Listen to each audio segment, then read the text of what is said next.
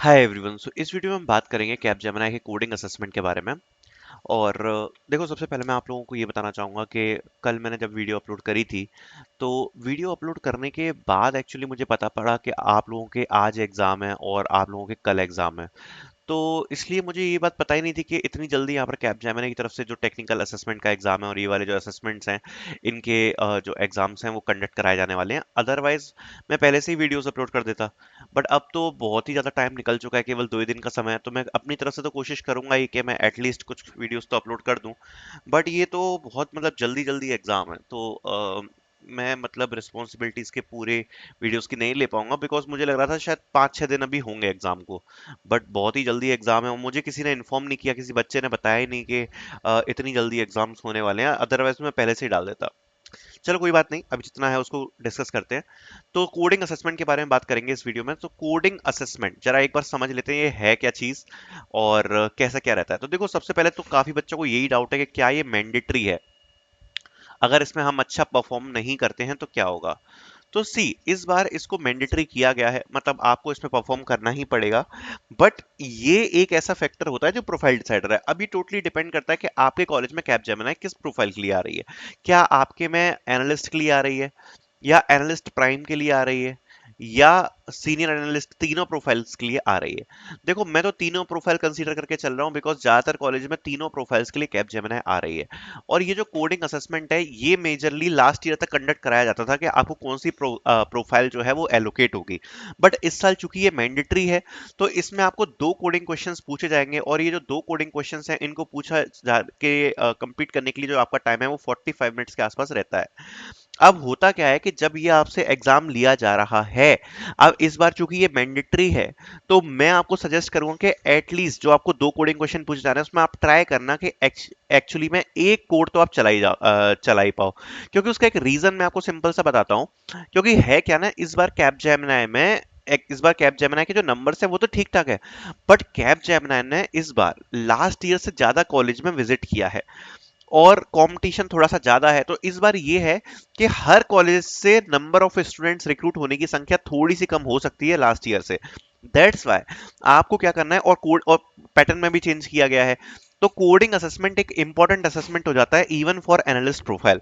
और कोई भी चाहेगा नहीं कि हमें केवल एनालिस्ट प्रोफाइल मिले, सब चाहेंगे एनालिस्ट प्राइम मिले या सीनियर एनालिस्ट मिले। तो उसके लिए देखो, मैं आपको कहूंगा एटलीस्ट ट्राई करना कि आप अगले राउंड तक सिलेक्ट हो पाओ। कोशिश करना कि एक कोड तो एटलीस्ट आप चलाओ, ठीक है। बिकॉज ये जो कोड का लेवल है बिल्कुल भी डिफिकल्ट नहीं होगा। मैंने जो प्रीवियस ईयर के क्वेश्चंस भी देखे हुए हैं कैपजेमिनी के, बिल्कुल डिफिकल्ट नहीं होगा।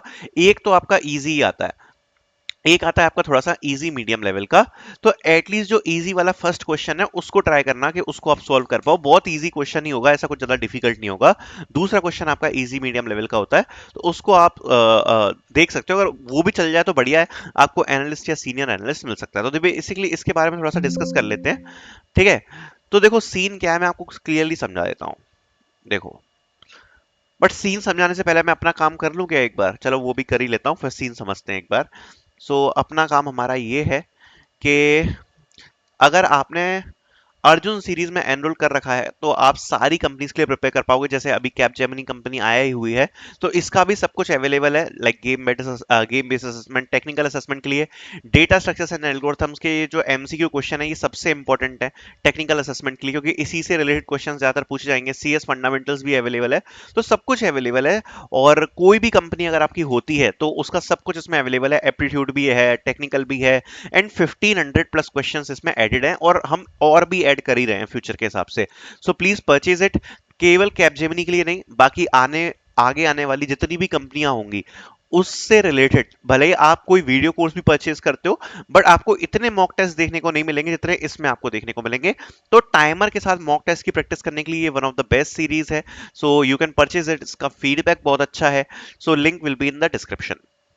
अब स्टार्ट कर लेते हैं एक बार। आप कहोगे कि भैया अपने कोर्स का प्रचार प्रसार करते रहते हो, अब देखो आप भी तो अपनी जॉब की कोशिश कर रहे हो ना, और ये हमारा धंधा है यार, तो हमको भी करना ही पड़ता है रोजी रोटी चलाने के लिए ना। तो बस वही है। स्टार्ट करते हैं जरा कोडिंग असेसमेंट के बारे में। ये जो कोडिंग असेसमेंट है, देखिए, जो कोडिंग असेसमेंट है जैसा मैंने आपको बताया 2 कोड्स लेकर आता है। अब जो मैंने लास्ट ईयर के आपको मैं कोडिंग क्वेश्चन बताऊं, तो एक क्वेश्चन तो उसमें सीधे सीधे एरे से आया था, और एक क्वेश्चन आया था नंबर्स से। ठीक है, ये दो कोडिंग क्वेश्चंस हमें देखने को मिले थे। अब ये जो क्वेश्चन था एरे वाला, ये थोड़ा सा इजी लेवल पे ही था, और नंबर्स वाला भी इजी था, बट इजी मीडियम आप इसको बोल सकते हो।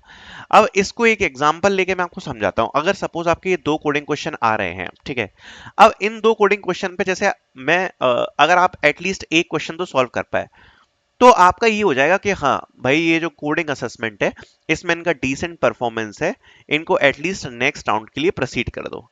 अगर आप एक क्वेश्चन भी कंप्लीट नहीं कर पाए, ठीक है, तो भी हो सकता है आपको नेक्स्ट राउंड का मेल आ जाए, बट प्रॉब्लम क्या रहेगी, फिर आपका और सेक्शंस में परफॉर्मेंस कुछ ज्यादा ही अच्छा होना चाहिए। तो और सेक्शंस पे दबाव ना पड़े, उस चक्कर में कोशिश करना कि इसमें एटलीस्ट एक क्वेश्चन तो सॉल्व कर ही लो।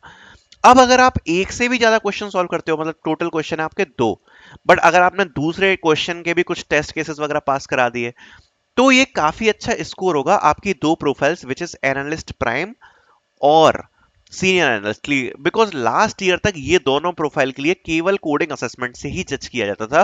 सो आई एम होपिंग कि इस साल भी कोडिंग असेसमेंट का इंपैक्ट पड़ेगा आपका एनालिस्ट प्राइम और सीनियर एनालिस्ट के लिए।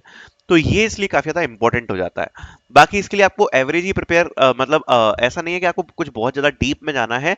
नॉर्मल आप एरे, स्ट्रिंग्स, नंबर्स, ये सबको आपको प्रिपेयर करना है। ठीक है, और आपके जो इनबिल्ट डेटा स्ट्रक्चर्स वगैरह होते हैं वो आप अच्छे से प्रिपेयर कर लेना। जो बेसिक एल्गोरिथम बेस्ड क्वेश्चंस होते हैं वो सब पढ़ लेना, इससे आपका काम हो जाएगा। ठीक है, सो आई होप ये वीडियो आपको पसंद आई होगी। बाकी और असेसमेंट के ऊपर भी मैं वीडियो ला ही रहा हूँ तुरंत। Thank you so much for watching.